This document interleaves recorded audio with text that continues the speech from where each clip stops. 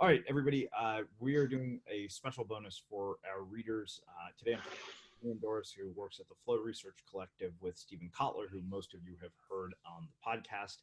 I was really fortunate enough to go to their recent event, Zero to Dangerous, where we talked all about flow and high performance and flow hacking. And even though I'd interviewed Stephen multiple times, read both of his books or all of his books, I still walked away from that weekend thinking, wow, this is really, really powerful and potent stuff. And I think that anybody who does knowledge work, creative work, or is looking to elevate their performance in any field, whether that be creative related fields, work, whatever it is, really needs to know this stuff because it gives you a massive competitive edge. So I will turn it over to Rian. Yeah. Thank you, Srini. Hey guys, I hope you're all doing well. So yeah, what we want to do today, we decided that it would be of value to you to essentially kind of break down a really practical, applicable morning and evening routine that you can all use immediately to get more flow day to day. And so it's essentially going to be composed of 3 elements in the morning, 3 elements in the evening. And I'm going to walk you through all of those. But before we do that, I just want to kind of get us all up to a standardized level in terms of even terminology. And I think it'll be helpful for us to define flow, even though I presume a lot of you are familiar with it from having watched Stephen on the podcast. Give you a quick primer on the research and demonstrate why it even matters. And then we can get into the practical, if that sounds cool. Mm-hmm. Sounds perfect. Alrighty, so first off, what is flow? What even are we talking about here? So firstly, it is technically defined as an optimal state of consciousness in which you feel your best and you perform your best.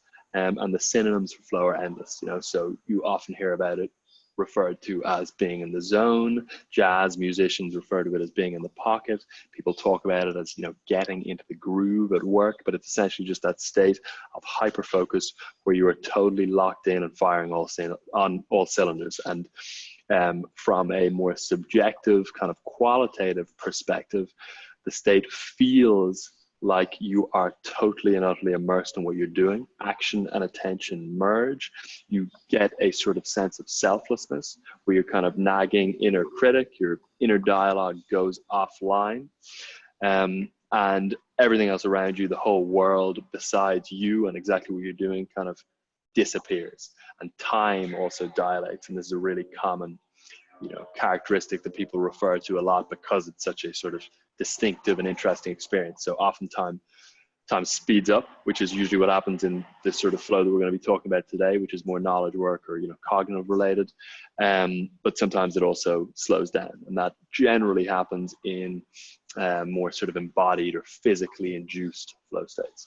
But today I'm going to walk you through a more cognitive practice so you can get into flow when doing your knowledge work. But just to kind of quickly cover over a little bit of the research and give you an idea of what is possible when you get into this state consistently, I think it's going to be helpful to do that. So you may have heard, if you've been on our site or you've watched and listened to Stephen's podcast, you may have heard the McKinsey study we mentioned. So the management consulting firm did a study with executives, and they found that executives, when in flow, are 500% more productive. And Stephen often describes this as, giving you the ability to be able to go into work on Monday, spend Monday in a flow state and get the same amount done as your steady state peers do in an entire week. Or go into work Monday and Tuesday, spend both of those days in flow state and, be doubly as productive as the competition. Research done by Teresa Meebly, a psychologist at Harvard, found that creativity actually spikes for 3 days after a flow state. And research done by Advanced Brain Monitoring at DARPA found that skill acquisition speed and learning increases by up to 490% when in flow. And research done at the University of Sydney found that creative problem solving increases by up to 430% when you are in that zone. But the thing I always try and emphasize, and the thing that we do at the Flow Research Collective, is teach you how to get there with consistency and how to develop and train flow as a skill set so you can unlock that state, on demand or on as close to on demand as is realistic. Because being 500% more productive or 430% more creative for an hour a week isn't really going to have a significant actual impact on your life. The key And when this work actually becomes, impactful in a real way is when you have the skill set and the tools to be able to spend the vast majority of your working day in that state. And when you have the ability to kind of reproduce that state on demand and reliably get yourself there. So that's kind of what we're going to be covering today. And that's what I want to do with running through this sort of routine. Well, I mean, I think that you pointed out something really interesting, and that is the ability to create this on demand. Because I think that when people first hear the description of flow, they like, oh yeah, I've definitely experienced that. The problem is how to recreate that, because exactly how. And I think this is like a perfect time to tell that Stephen story about the fact that Stephen was working on a book that he was really struggling with, 6 months of just hammering, and I think any of us who've written books have been through this. And the editor sent it back and was like, the first X number of pages are great, but that's the good news. The bad news is the other 200 pages are a disaster. And so he just kept procrastinating on it, and then apparently he basically spent 2 weeks working in flow on this book, and he sent it back to those of you who are in the book with a publisher. He got one comment back on 200 pages. That is virtually unheard of. Anybody who does books with publisher knows you will get like a document that is just redlined and underlined. I mean, there's so many comments even when you're submitting first drafts, and that book ended up winning a Pulitzer. So that's just a sort of brief insight as to why you wrote this. Absolutely. And the challenge, though, again, is that even when you are kind of looking back and trying to think of times when you've experienced that state, as everyone has, it's always being sporadic or random or elusive. It shows up randomly. You don't really know how you got into that zone, and then it disappears again, and you don't really know how to get back. So again, that's what we're going to try and do here is, give you a skill set, essentially, to be able to train it so you can get there with consistency. So, so I can kind of break down that morning and evening routine, if that's helpful. And feel free, Srini, as well, just to kind of interject with any questions or clarifications as we go through it. So first thing I want to talk about is a power down ritual that is really helpful to do at the end of every day. And then I'm going to talk about a morning flow block that is really helpful to do every morning. And again, if you are doing any kind of cognitive knowledge work, this should be tremendously helpful.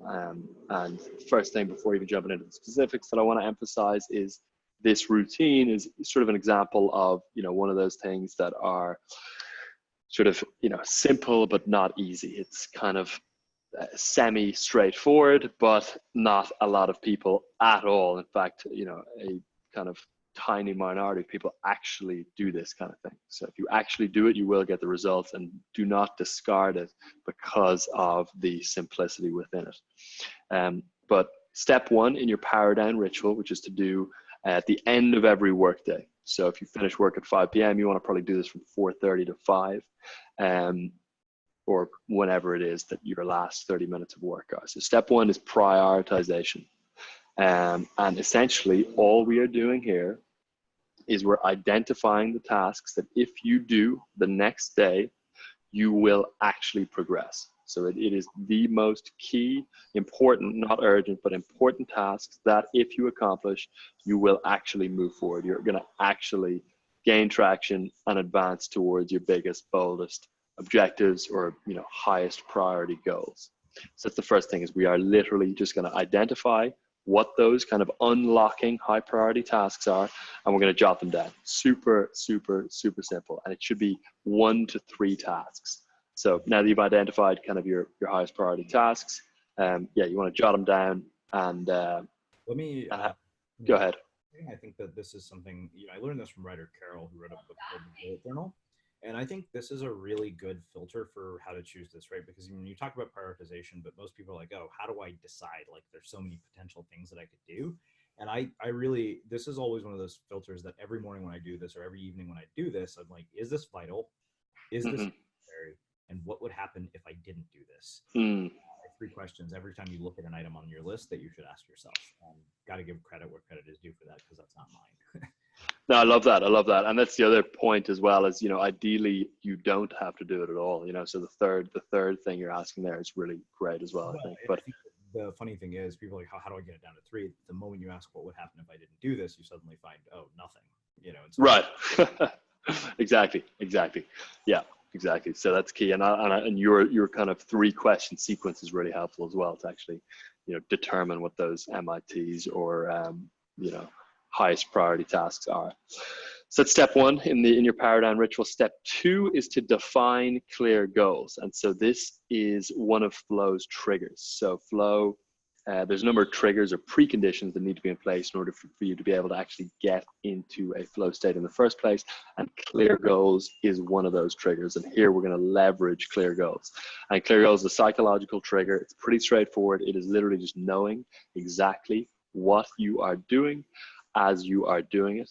And when goals are clear, when goals are clear, the mind doesn't wander to kind of what it may need to do next or what has to be done in order to begin a task. It just knows, which allows you to focus and have your focus be funneled into the present moment so that action and awareness can begin to merge. So once you've identified those kind of highest priority, most important tasks, you want to get into kind of nitty gritty, almost strange detail with respect to exactly what it is actually going to take to complete each of those tasks. And that means drilling down into each of them and actually mapping out, exactly what it is that you have to do within each of those tasks. So I'll give you a couple of examples. So let's say that you've got to, write marketing copy, and that's one of your most important tasks that you've just identified. But, you know that there is a document where you've already started writing it. You know that you've got to get some details on the offer from some email thread from 2.5 months ago. And you know that there are images that you've got to include, but those images are on a site that's password protected and you're not sure where the password is or whatever the case may be. Essentially just there's kind of this sort of debris that you need to deal with before you can actually do the task, and that creates this kind of like cognitive confusion and sort of apprehension about beginning the task. So what we want to do here is we want to eliminate all of that as part of our Power Down ritual before the next day. So you want to, in this scenario, pull up the document where you've got the marketing copy, get the details of the offer from the email thread, paste it in there, and download whatever images you've got to include and get them in the document as well. And then literally right at the top of the document, step 1, write 500 words of the feature set. Step 2, integrate the images and the details on the offer. Step 3, proofread. Step 4, whatever it would be, export into PDF and email, et cetera, et cetera. So you're essentially just getting like hyper detailed and specific around exactly what it is that you need to do within each of your most important, highest priority tasks. And you will notice when you do this that you get this kind of decrease in procrastination, the kind of like sense of resistance and just lack of desire to begin the task kind of fizzles, and it feels much more frictionless and easy to just begin because you know exactly what you've got to do and how to do it. So that is going to be step 2, and that's setting clear goals. And so yeah, do you want me to rock straight into step 3, Srini? Yeah, no, I think the only thing I would say about clear goals is one of the things was that the easiest way to amplify the clarity of a goal is to put a message of it. So for example, between write something versus write 1,000 words and use right. I think is quite dramatic. So because there's no the thing that makes a goal clear is that there's literally no subjectivity as to whether you did this thing or not. That's with the word count, you either hit it or you didn't. Absolutely, yeah, I love that. Yeah, eliminating subjectivity is a great way to put it. Okay, so step 3 is to tune the challenge skills balance. And this is another one of Flow's triggers. And essentially this is just the idea that flow takes place at the sweet spot between boredom and anxiety. And so you want the challenge of your task to be kind of perfectly calibrated to your skill level so that the challenge isn't so high that it pushes you into anxiety, but is not so low that it drops you into boredom. And there is one super simple way that we can actually tune the challenge skills balance and get ourselves into the sweet spot between boredom and anxiety, which is where flow is going to take place. And so again, this is incredibly simple. What this involves is literally scheduling each of the 3 highest priority tasks that you have identified and that you have mapped out your clear goals for onto your calendar.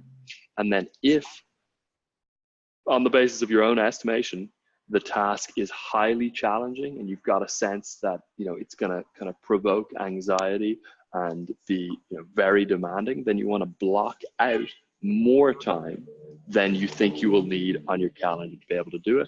And if the task is mundane, if it's sort of rote, if you know exactly what it involves and what it's going to take, you want to block out a little bit less time than you think you're actually going to need to be able to do it. And so essentially, what we're doing here is we're tuning the challenge skills balance by creating an artificial sense of urgency. If the task is super kind of boring and mundane, and that's going to raise the challenge level and get you into the sweet spot, and we're creating kind of non-time if the challenge is sort of too high, and that's going to actually drop the challenge level and get you into the sweet spot between boredom and anxiety, which is where flow takes place. So that's the Paradigm Ritual, 3 components.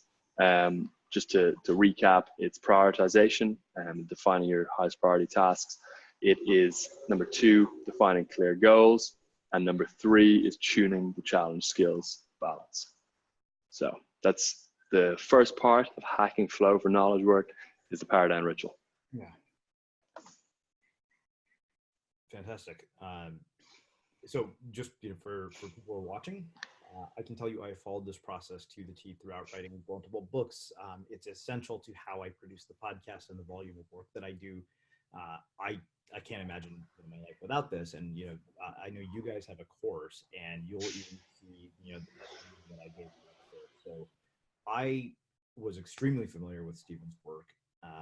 I had read all of his books. I had written 2 books. I knew a lot about flow. I knew how to hack it. I knew everything I thought I needed to know about it. And I went through this course, and I was still blown away by how much I learned that made a huge difference, even after all of that. Hands down, I thought to myself, this is one of those things that anybody who does management should actually know how to do, particularly when you have a world filled with distractions.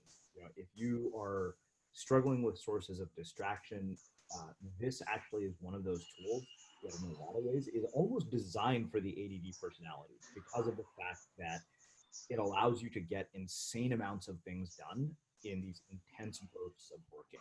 And to me, like, that's hands down one of the most valuable things you can do if you're a creative or if you're a knowledge worker. So, super. Anything else about the course? Super. Yeah. So if any of you guys are kind of interested in building upon, some of the things we very briefly discussed, and, learning the full skill set of how to kind of, recreate flow on demand, the course is called Zero to Dangerous Digital, and Srini is a alum. And if you want to learn more about it and you want to chat to us about it or flow in general, feel more than free to book a free strategy session. There'll be a link somewhere around this page where you can do that, and you can book a free 30-minute consult or strategy session with our team. We will jump on with you. We'll kind of diagnose your current sticking points or challenges or opportunities with respect to your own performance. And then we will kind of break down, some suitable next steps that may be good for you to take, whether that's joining Zero to Dangerous or not. And yeah, either way, it tends to be a very kind of productive, helpful 30-minute conversation. So feel free to go ahead and book a call with us now. We look forward to chatting to you then.